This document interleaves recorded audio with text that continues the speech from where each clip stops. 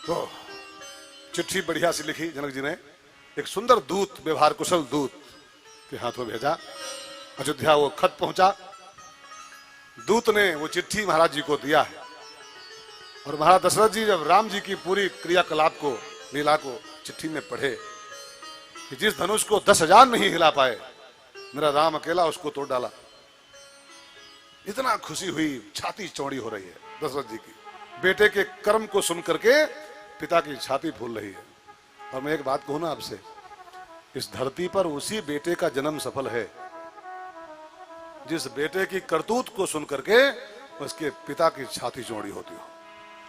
मेरी विनती है इस पंडाल में बैठे सभी भाइयों से, ऐसा कोई कर्म मत करिएगा जिंदगी में कि आपके पापा की मूछें नीचे हो जाए, आपके पिताजी को शर्म के मारे नीचे देखना पड़ जाए। अगर ऐसा कोई कर्म बच्चा करता है तो उस बच्चे को, रामायण ने कहा है, उस बच्चे का संसार में पैदा होना व्यर्थ हो गया, बेकार हो गया। धन्य जन्म जग शीतलतासु, धन्य जन्म जग शीतलतासु, कही प्रमोद चरित सोनि जासु, कही प्रमोद चरित सोनि जासु। जिस बच्चे के चरित्र को सुन के पिता को प्रमोद हो, प्रमोद माने आनंद हो, उस बच्चे का संसार में जन्म धन्य हो गया। ऐसा जीवन बनाओ यार, बनाओ, कर सकते हो, यू कैन डू। एक बाप से पूछा किसी महात्मा ने, तुम्हारे कै बेटा है? कहा 4। गर्व से 4। तो महात्मा ने पूछा कहां है 4? कहा 2 बंद 2 फरार। तो महात्मा कहते तेरे 4 हैं बेकार,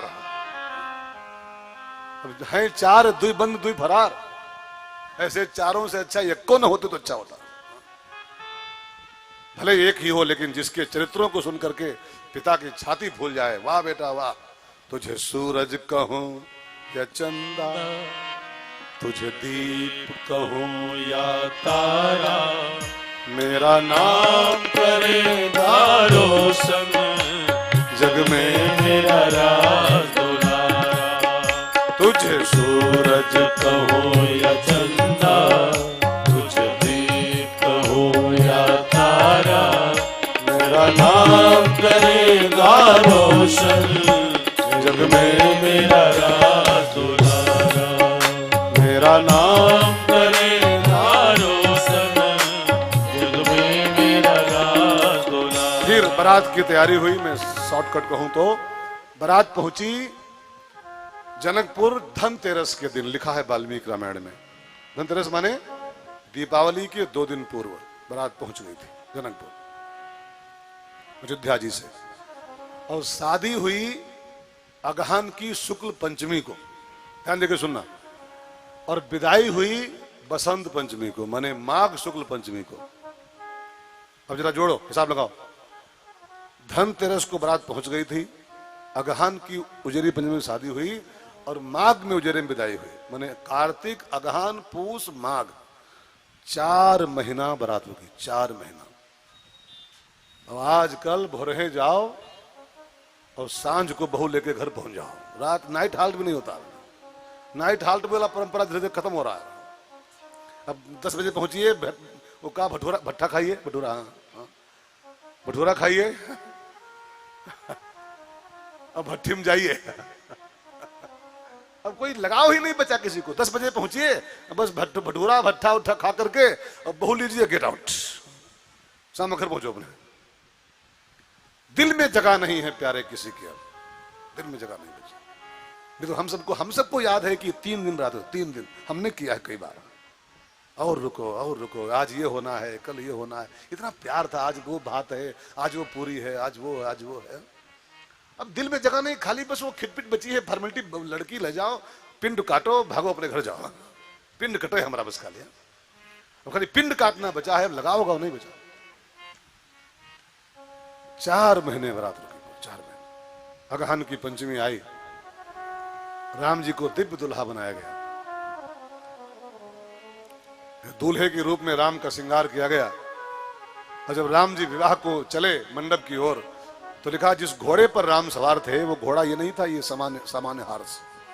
वो कौन घोड़ा था मालूम? जिस घोड़े पर राम बैठे थे वो घोड़ा ये नहीं था।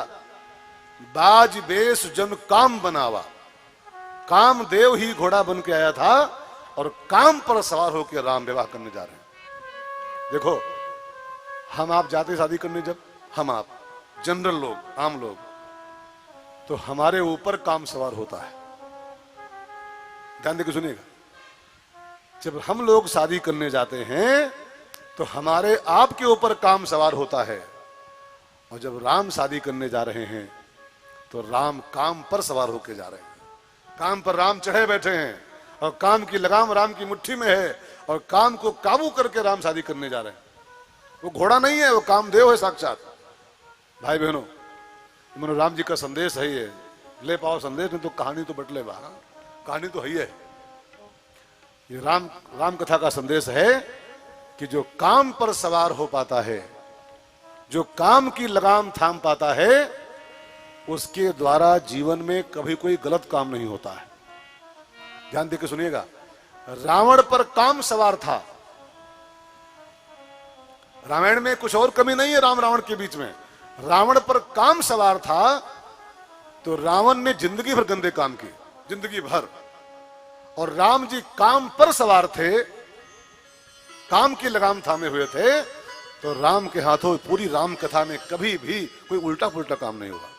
अगर आप चाहते हो कि हमारे हाथों से गंदा काम न होने पाए कोई भी, तो आप काम पर चढ़ बैठो, पहले काम पर सवारी कसो और काम की लगाम थाम लो अपनी मुट्ठी में, और काम पर जिसका काबू हो जाता है हमेशा अच्छे काम उसके हाथों से होते हैं, और काम जिसका बेकाबू होता है जिंदगी भर उल्टे पुल्टे काम करता है, जिंदगी भर रावण की तरह। राम काम पर सवार हुए, विवाह मंडप की ओर राम जी पहुंचे, और जब विवाह की बेला आई ना तो विश्वामित्र जी ने कहा, जनक जी मैंने एक बात सुनी है यार। तो क्या सुना है?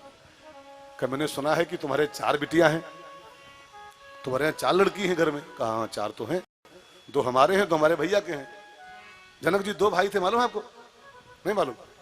जनक 2 सगे भाई थे, कुशध्वज और शीरध्वज। जनक इनका नाम नहीं है, जनक इस खानदान का लेबल है। जनक एक स्तर था, एक उपाधि, जैसे वो होते ना उपाधि कई लोग, महामंडलेश्वर और फलाने फलाने और शंकराचार्य, वो नाम नहीं होता है, वो उपाधि होती है। जैसे सीएम, अब सीएम कोई नाम है किसी का? नाम नहीं है। सीएम एक पद है। अखिलेश बैठ जाए तो वो सीएम, योगी बैठ जाए तो वो सीएम, आप बैठ जाओ तो आप सीएम, हम बैठ जाओ तो हम सीएम। सीएम माने एक स्तर, एक लेवल, एक कुर्सी, कोई नाम नहीं किसी का होता है। ऐसे जनक एक पद है। इस खानदान के सब राजाओं का नाम जनक ही रखा गया है शास्त्र के हिसाब से। तो ये 2 भाई थे, शीरध्वज कुशध्वज, दोनों के 2-2 कन्याएं थी। जनक के 2 कन्याएं थी, सीता और मिला। ध्यान देकर सुनना। और उनके छोटे भाई की 2 कन्याएं थी, मांडवी शुद्धकीर्ति, और चारों बिल्कुल शादी के लायक थी, मैंने बस 6 महीने के अंतर से। तो आपके 4 बिटियां हैं महाराज जी, और हमारे महाराज जी के 4 भैया हैं, और वही चारों शादी के लायक हैं। पंडाल लगे हैं, डीजे बुके है, कैटर लगे ही पीछे, खाना बन रहा है ना? पंडाल लगा है, भोजन भी बन रहा है, डीजे भी बज रहा है, मंच भी बना हुआ है। ये 4 बार करना पड़ेगा यही तामझाम सब। तो ऐसा ना किया जाए कि एक के मंडप में आपकी 4 बिटिया, हमारे यहाँ 4 भैया, और चारों निपटा दीजिए, कैसा रहेगा? विश्वामित्र बाबा का वचन सुनते ही जनक महाराज तो पैर पकड़ लिए, बाबा आपने हमारा छप्पर फाड़ दिया। एक पंडाल में 4-4 बिटियां ब्याह जाएं जिसकी, क्या कहना। फिर तो उधर चारों बेटियां थी ही रेडी, सब शादी के लायक थी, तो चारों भाई रेडी हुए। फिर चारों दुल्हा तैयार हुए, चारों दुल्हनें तैयार हुई, मंच लगा ही था, बस कुर्सी बढ़ाई गई और फटाफट 2 थी, अब 8 कुर्सी हो गई। फिर तो चारों जोड़ियां बैठी हैं, जनकपुर वाले सब ऐसे बैठे सामने, चारों जोड़ियों को निगाहें भर भर के देख रहे हैं और मन ही मन कह रहे हैं कि वैसे तो जोड़ियां चारों अच्छी हैं ये, लेकिन चारों में एक जोड़ी बड़ी प्यारी है। तो कौन सी? जनकपुर की माताएं बहनें गाती हैं, मेरा गाओ। आज मिथिला नगरिया निहाल सखिया, आज मिथिला नगरिया निहाल सखिया, चारों दुल्हा में बड़का कमाल सखिया, चारों दुल्हा में बड़का कमाल सखिया, चारों दुल्हा में बड़का कमाल सखिया। आज मिथिला नगरिया निहाल सखिया, आजो मिथिला नगरिया निहाल सखिया, चारों दुल्हा में बड़का कमाल सखिया, चारों दुल्हा में बड़का कमाल सखिया।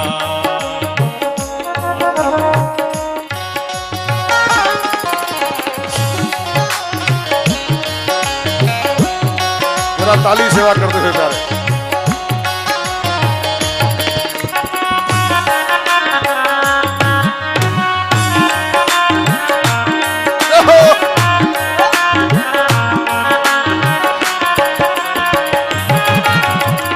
माथे मणि मोरिया कुंडल सोहे तनवा, माथे मणि मोरिया कुंडल सोहे तनवा, कारे कारे कजरारे जुल्मी नयनवा, कारे कारे कजरारे जुल्मी नयनवा, लाल चंदन सोहे इनके भाल सखिया, ओ जी लाल चंदन सोहे इनके भाल सखिया, चारों दुल्हा में बड़का कमाल सखिया, ओ चारों दुल्हा में बड़का कमाल सखिया, आजो मिथिला नगरिया निहाल सखिया, आजो मिथिला नगरिया निहाल सखिया,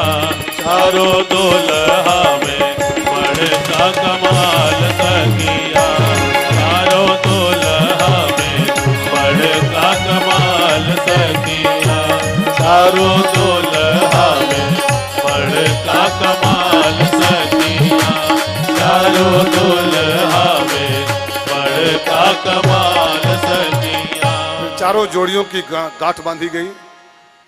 राम जी के साथ जानकी माँ, लक्ष्मण जी के साथ उर्मिला मैया, मांडवी भरत जी के साथ और शुद्धकीर्ति माता शत्रुघ्न जी के साथ जोड़ी बनी। विवाह की जो रस्में होती हैं सब संपन्न हुई। वो क्या क्या होता है आप सब जानते हो। गांठ बांधी गई, भावरी पड़ी, फिर कन्यादान हुआ, फिर जो होता सब हुआ। अब मैं आप सब जानते हो, मैं क्या बताऊं उसमें, सबका हो चुका है, सबको पता है। फिर लिखा है राम सीय सिर सिंदूर देहि। भगवान राम ने अपनी पत्नी की मांग भरी। हर पति अपनी पत्नी की मांग भरता है मंडप के नीचे, और ये मांग भरता है ना पति, तो उसका एक संकल्प हो जाता है कि तुम अपना सब छोड़ के मेरे साथ चल रही हो। आज के बाद तुम्हारी हर मांग मैं भरूंगा। माने पूरी, ये पति की खाली वो दुल्हा नहीं, ये पति की लायबिलिटी हो जाती है कि तुम अपने माता पिता छोड़ के, घर परिवार छोड़ के मेरे घर चल रही हो। आज तुम्हारी मांग में भर रहा हूं, मैंने संकल्प कर रहा हूं कि आज के बाद तुम्हारी हर मांग मैं भरूंगा, मैं पूरी करूंगा। लेकिन एक शर्त है यार, कुछ ड्यूटी पत्नी को बनती है कि पत्नी थोड़ा सीधी मांग रखे। आजकल की पत्नियां मांग टेढ़ी कर दे रही हैं सब। सीधी मांग हो पति भर सकता है, टेढ़ी मांग कहां भर पाए बेचारा। टेढ़ी मांग माने, अब मैं और को नहीं कह रहा हूं, टेढ़ी मांग माने पति की क्षमता न ख्याल की जाए और मांग बटा जाए, कहां भर पाए बेचारा। पत्नी को ख्याल रखना चाहिए कि हमारे पति की औकात कितनी है, उसकी क्षमता कितनी है। सीता मैया ने जिंदगी में केवल एक बार टेढ़ी मांग रखी थी, जिंदगी में एक बार खाली, बस इस मृग को मार के इसकी खाल ले आओ। और जानते हैं उस मांग का फल क्या पाई हो? 10 महीना रावण के चंगुल में रही और खून के आंसू रोई, खून के आंसू। हर पत्नी का धर्म है, पति का धर्म मांग भरेंगे वो, लेकिन पत्नी भी कुछ फर्ज उसका बनता है कि सीधी मांग रखे, जरा पति के औकात ख्याल रखे, है ना। पता लगे वो पाता है 15,000 महीना और मांगे बोले अरो लाओ, बोले तो खाक दे पाएगा वो। अब उसकी औकात क्या, पहले देख लो।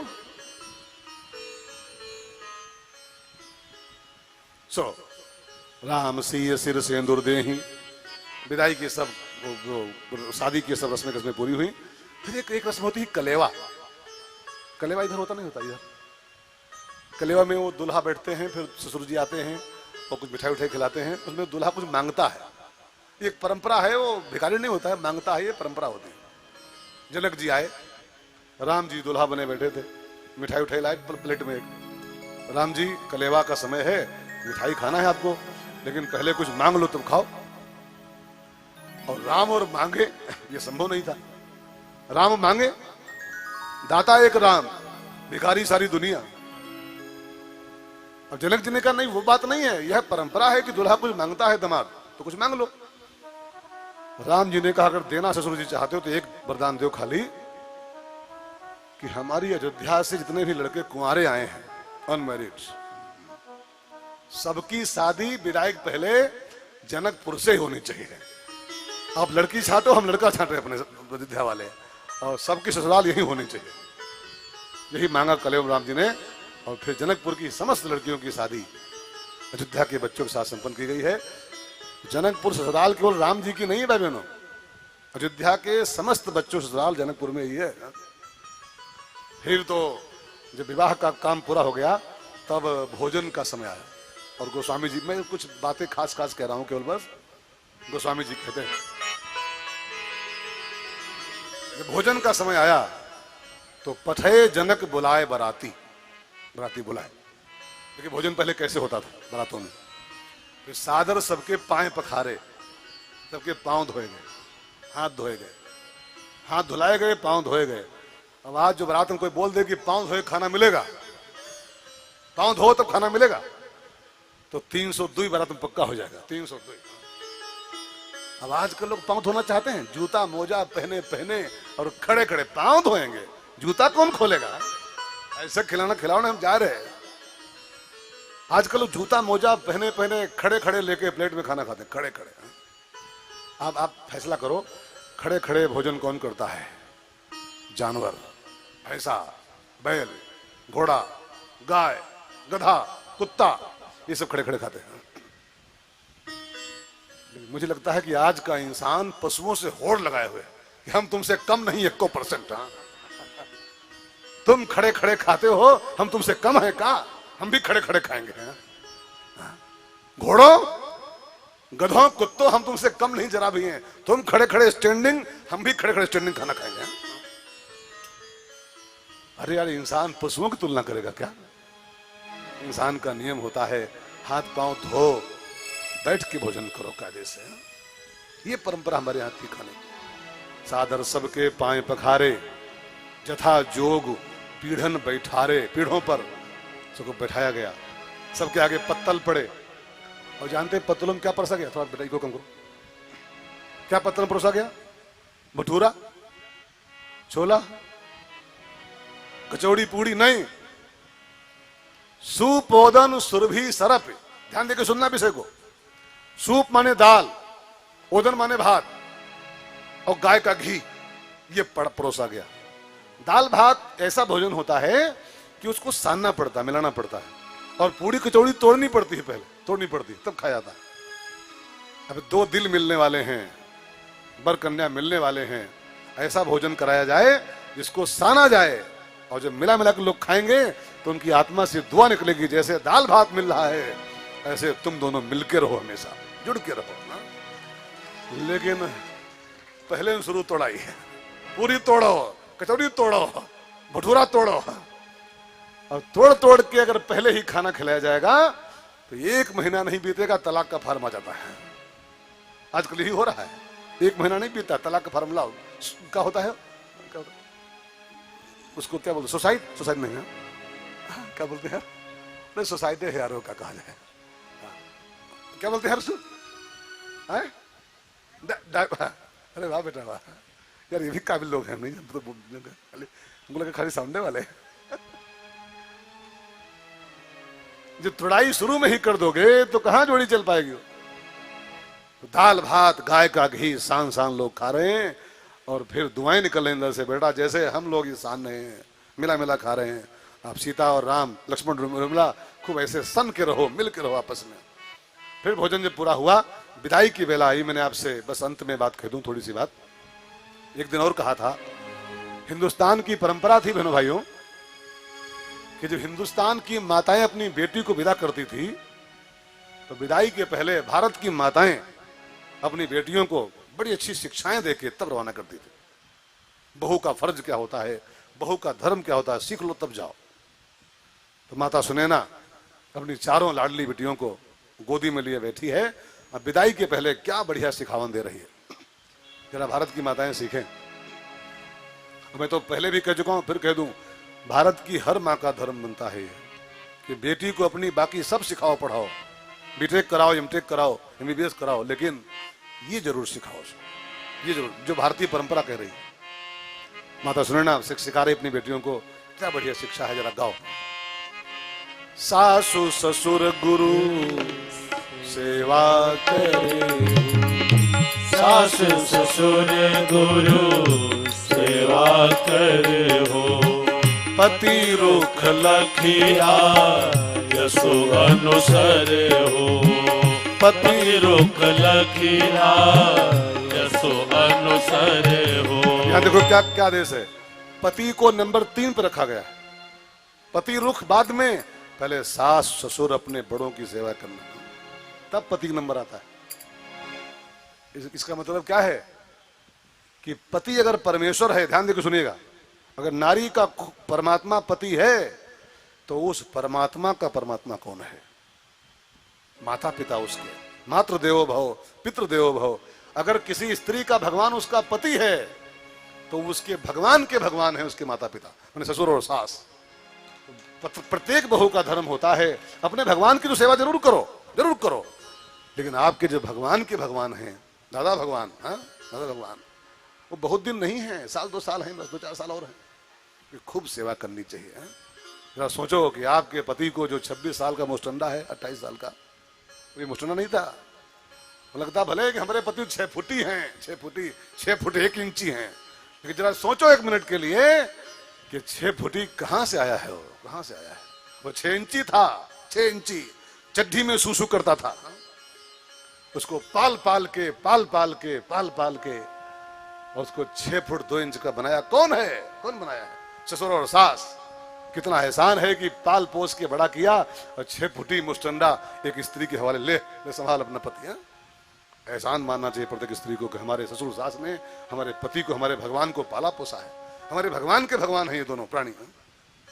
इसलिए पति बाद में, सासु ससुर गुरु सेवा करे हो, सास ससुर गुरु सेवा करे हो, पति रुख लखिया यसु अनुसर हो, पति रुख लखिया यसु अनुसर हो। बेटियों अपनी सास की ससुर की खूब सेवा करना।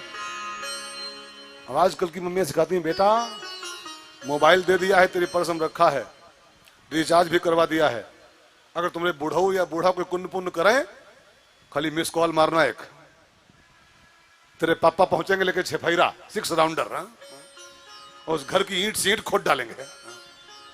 अब सोचो ये शिक्षा पाके जब बिटिया जाएगी क्या करेगी, क्या करेगी? अथ श्री महाभारत कथा। एक शादी तय हो रही ना, तो लड़के के पापा ने पूछा लड़की के पापा से कि आपकी बेटी रामायण और महाभारत बारे में कुछ जानती है? तो लड़की के बाप बोला, हाँ हाँ क्यों नहीं जानती है, हमारी बेटी को रामायण पूरी जबानी याद है, जो चौपाई चाहो सुन लो उससे। कहा महाभारत? का महाभारत वो जानती तो नहीं है लेकिन वो करती बहुत बढ़िया है, और जब आपकी यहाँ आएगी तो लाइव टेलीकास्ट करेगी वो, और श्री महाभारत कथा। भाई बहनों, सास ससुर की सेवा करना, तुम्हारे भगवान के भगवान है वो, 2-4 दिन के मेहमान है, 2-4 साल के, तुम सेवा कर लो, ले ले दुआएं अपने भगवान के भगवान की। खैर विदाई की बेला आई, चारों कन्याएं पालकी में सवार की गई। जनकराज परम बैरागी है, परम विरागी, जिसको संसार में किसी से कोई आसक्ति ही नहीं थी, परम वैराग्यवान। लेकिन जानकी का जाना जनक बर्दाश्त नहीं कर पा रहे हैं, उनका वैराग्य का पुल बह गया, उनका ज्ञान सब ध्वस्त हो गया। हमारी 4 की 4 बेटियां जा रही। जनकराज पागलों की भांति पालकी के पीछे पीछे दौड़ रहे हैं।